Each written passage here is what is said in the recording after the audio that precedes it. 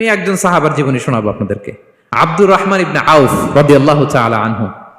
10 জন জান্নাতের দুনিয়াতে বসে যে 10 জন সাহাবা জান্নাতের সুসংবাদ পেয়েছেন তাদের মধ্যে একজন, আলহামদুলিল্লাহ বলেন। আব্দুর রহমান ইবনে আউফ রাদিয়াল্লাহু তাআলা আনহু প্রথম 8 জন মক্কায় যারা কালিমা পড়ে মুসলমান হয়েছে তাদের একজন। তার স্ট্যাটাসটাকে জেনে নেন। তো তিনি যখন মক্কা থেকে হিজরত করে মদিনায় গেলেন, মনে রাখবেন মক্কা থেকে যে সাহাবার বাড়ি ঘর ছেড়ে হিজরত করেছে তাদেরকে বলে মহাজির, মানে হিজরতকারী সাহাবা। আর মদিনাতে যে সমস্ত সাহাবারা তাদেরকে রিসিভ করেছেন তাদেরকে বলে আল আনসার, মানে সাহায্যকারী সাহাবা। তো যারাই হিজরত করে মক্কা থেকে মদিনায় যেত, বিষ্ণু ইসা ইসলাম মদিনার কোন সাহাবীর সাথে তার ভাই পাতিয়ে দিতেন, আল মুআখাত, ব্রাদারহুড করে দিতেন, দায়িত্ব দিতেন যে তুমি এই সাহাবীকে দেখবে। তো আব্দুর রহমান ইবনে আউফ রাদিয়াল্লাহু তাআলা আনহু যখন হিজরত করে গেলেন, তার দেখভাল করার জন্য যে সাহাবীর দায়িত্ব পড়ল তার নাম হচ্ছে সাআদ ইবনে রাবিয়া, আনসারী সাহাবী রাদিয়াল্লাহু তাআলা আনহু। বিষ্ণু বললেন, সাআদ, আব্দুর রহমান ইবনে আউফ তোমার ভাই, ভাই বানিয়ে দিলেন। কি বানিয়ে দিলেন? তুমি তাকে টেক কেয়ার করবে, সে হবে তোমার মেহমান। সুবহানাল্লাহ। সাআদ ইবনে রাবিয়া রাদিয়াল্লাহু তাআলা আনহু তিনি আব্দুর রহমান ইবনে আউফকে ডেকে নিয়ে গেলেন, ঘরে নিয়ে গেলেন মেহমানকে, এবং বললেন, ইয়া সাআদ ইন্নী আকসারুল আনসারি মালান।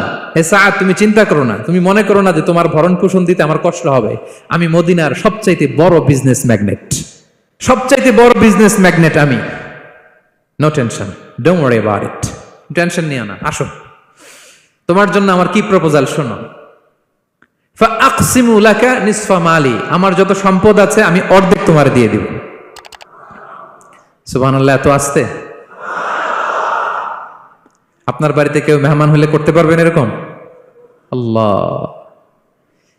কেমন প্রেরণার বাতিঘর তারা। ফাআকসিমু নিসফা মালি, হে আব্দুর রহমান ইবনে আউফ, আমার অর্ধেক সম্পদ তোমারে দিয়ে দিব। এখানেই শেষ না, এরপর বলতে লাগলেন, আমার অনেকগুলো স্ত্রী আছে, তুমি কোথায় যে মেয়ে খুঁজবা, প্রস্তাব দিবা, এত ঝামেলার দরকার নাই। আমার কোন স্ত্রীকে তোমার ভালো লাগে বলো, তার যদি তোমাকে ভালো লাগে তাহলে প্রয়োজনে তাকে আমি ডিভোর্স দিয়ে দিব, তাকে নিয়ে তুমি সুখের সংসার করবা।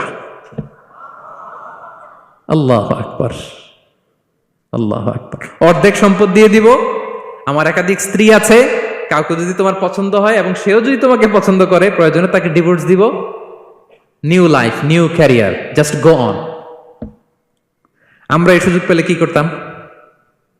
সাথে সাথে অর্ধেক সম্পদ নিয়ে নিতাম, ঠিক কিনা? আব্দুর রহমান ইবনে আউফ প্রেরণার বাতিঘর। উনি কি করলেন? উনি বললেন, লা হাজাতা লি ফি যালিক।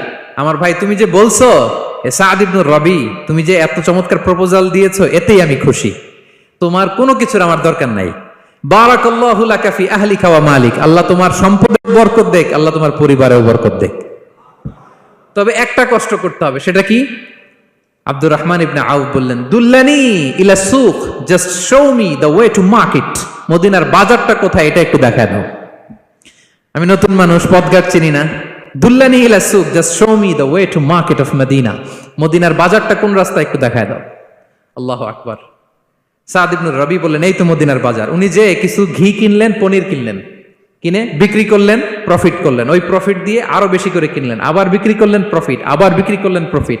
এই কেনা বেচা করতে করতে 1-2 মাসের মধ্যে উনি মদিনার one of the biggest business magnate হয়ে গেলেন। আল্লাহু আকবার। কি হাড় ভাঙ্গা পরিশ্রমই না তারা করেছেন। একেবারে রেডি ক্যারিয়ার ছিল, গেলাম সবচেয়ে বড় বিজনেসম্যানের অর্ধেক সম্পত্তি পেয়ে গেলাম। He didn't accept the ready career, rather he made his own path with his own Endeavour. নিজের চেষ্টায়, নিজের পরিশ্রমে, নিজের ঘাম ঝরিয়ে নিজের ক্যারিয়ার তৈরি করেছেন। চিল্লায় বলেন ঠিক কিনা? This is the biography of Abdul Rahman ibn Auf radiyallahu ta'ala anhu.